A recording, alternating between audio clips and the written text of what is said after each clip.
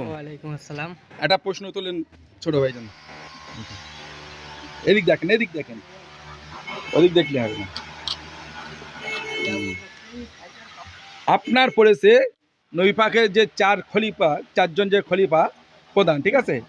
এই চার খলিফার মধ্যে দুটো ছিলেন ওনার জামাতা মানে জামাই, আর দুটো ছিলেন শ্বশুর।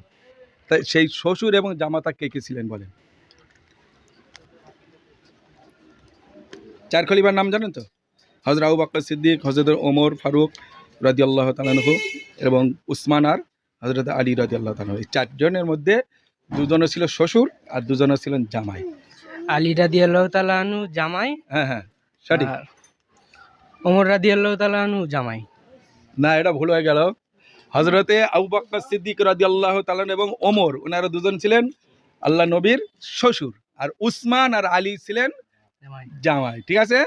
যাক, এই আপনার দ্বারা আমাদের দর্শকরা সব এটা জানতে পারবে, ঠিক আছে? এই আপনাকে একটাই শর্মা দিলাম, এটা চকি দেবেন। খুশি তো? হ্যাঁ, আলহামদুলিল্লাহ। আচ্ছা।